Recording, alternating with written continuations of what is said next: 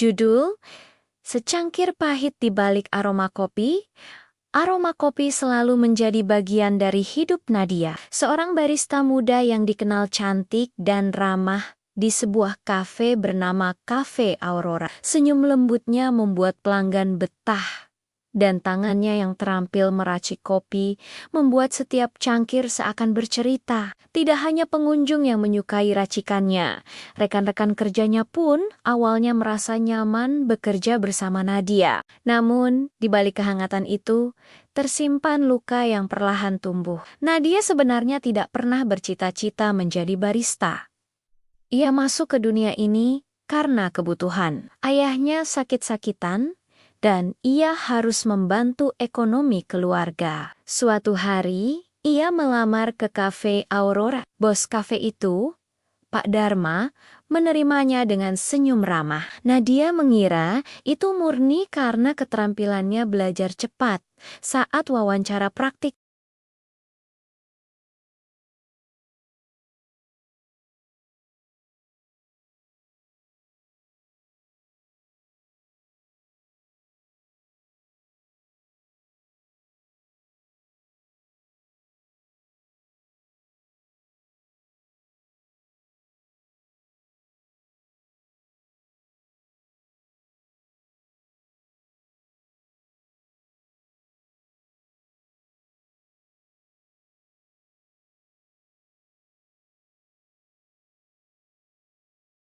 Ia dekat dengan Laras, barista senior yang ramah, dan Rian, barista pria yang sering membantunya ketika pesanan menumpuk. Mereka tertawa bersama, mencoba resep kopi baru, dan berbagi cerita sambil membereskan meja pelanggan. Namun, tidak semua orang menyukai keberadaan Nadia.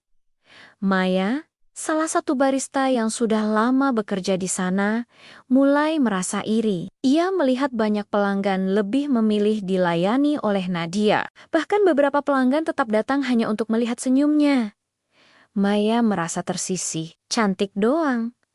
Kerja juga belum tentu bagus, bisik Maya suatu kali pada rekan lain. Tapi kenyataannya, racikan kopi Nadia selalu memuaskan pelanggan. Suatu malam setelah kafe tutup, Maya mendatangi Pak Dharma dengan suara pelan. Ia berkata, "Pak, Nadia itu sering ambil bahan kafe untuk dipakai sendiri. Katanya, buat eksperimen kopi di rumah. Padahal itu bohong belaka. Nadia memang sering berlatih di rumah, tapi ia membeli bahan sendiri dari toko." Pak Dharma, yang sejak awal sudah menyimpan maksud tertentu pada Nadia, menggunakan fitnah itu sebagai dalih. Keesokan harinya, ia memanggil Nadia ke ruangannya. "Nadia, aku dengar kau suka pakai bahan kafe tanpa izin. Itu bisa merugikan bisnis," katanya, dengan nada menekan. Nadia terkejut. "Tidak, Pak. Demi Tuhan, saya tidak pernah melakukannya." Tapi wajah Pak Dharma tidak menunjukkan kepercayaan. Sejak hari itu, Nadia merasakan perlakuan tidak adil. Ia sering mendapat tugas lebih berat dari barista lain. Saat yang lain pulang lebih awal, ia harus membereskan meja dan mencuci alat kopi hingga larut malam.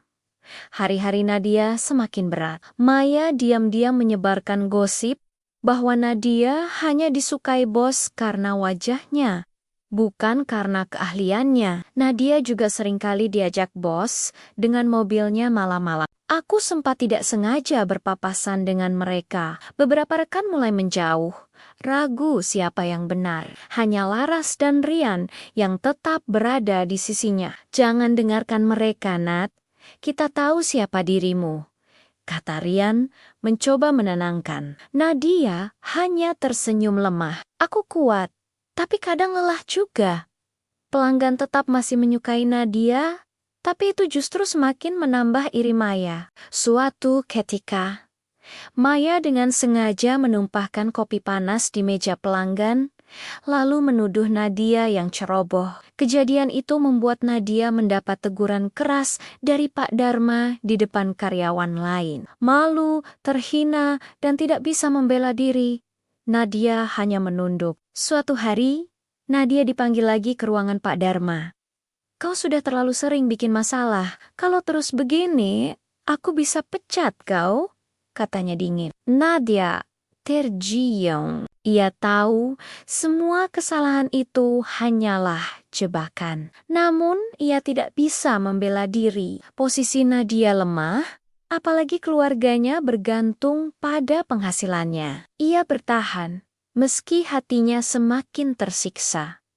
Malam-malamnya dipenuhi tangis. Ia merenung, mengapa harus dirinya yang menjadi sasaran iri hati dan permainan kotor. Pak Dharma yang memiliki maksud jahat, kemudian mengatakan jika kamu tidak mau saya pecat, kamu harus berikan sesuatu pada saya. Ucapnya dengan tatapan mesum ke arah Nadia. Nadia yang sangat butuh memenuhi kebutuhan keluarganya, akhirnya merelakan mahkotanya pada bosnya sendiri yang jahat itu. Hanya demi bertahan di tempat kerjanya. Dia diam saja saat Pak Dharma mencoba merangkul dan menyentuh tubuhnya. Kejadian tersebut mulai sering dilakukan Pak Dharma pada Nadia, hingga suatu malam istri Pak Dharma, Bu Ratna, datang ke kafe tanpa pemberitahuan.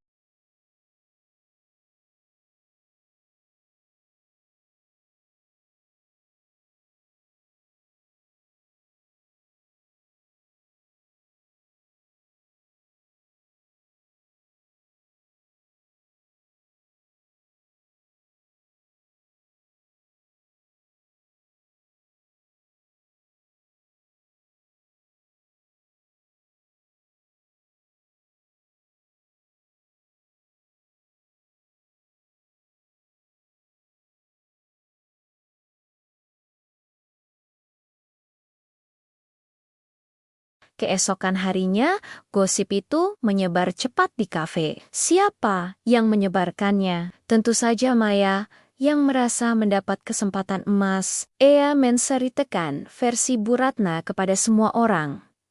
Menambahkan bumbu cerita seakan-akan Nadia benar-benar mengincar Pak Dharma. Rekan-rekan yang dulu ramah mulai memandang Nadia dengan jijik. Beberapa pelanggan tetap berhenti datang, bahkan Laras dan Rian pun tidak bisa banyak membantu meskipun mereka percaya pada Nadia. Aku tahu kau tidak salah, Nat, tapi gosip sudah terlalu besar. Orang-orang lebih suka percaya pada kebohongan yang menarik daripada kebenaran yang membosankan, kata Laras dengan sedih. Nadia menangis. Ia tidak pernah membayangkan hidupnya akan seberat ini. Semua kerja kerasnya, semua senyumnya untuk pelanggan, semua usahanya menjaga nama baik, hancur karena fitnah dan permainan kotor. Akhirnya, dengan hati berat, Nadia menulis surat pengunduran diri. Di surat itu, ia hanya menulis singkat. Terima kasih atas kesempatan bekerja. Maaf, saya tidak bisa bertahan, semoga kafe ini tetap jaya. Tanpa menoleh lagi, ia meninggalkan kafe Aurora. Beberapa bulan kemudian, kafe itu kehilangan banyak pelanggan. Aroma kopi yang dulu harum kini tidak lagi sama tanpa Nadia. Banyak pelanggan berkata, tidak ada lagi barista yang bisa meracik kopi seperti dia. Maya, yang sempat merasa puas, akhirnya sadar bahwa fitnahnya menghancurkan lebih dari sekadar reputasi Nadia. Ia juga menghancurkan suasana kafe itu, tapi penyesalan datang terlambat.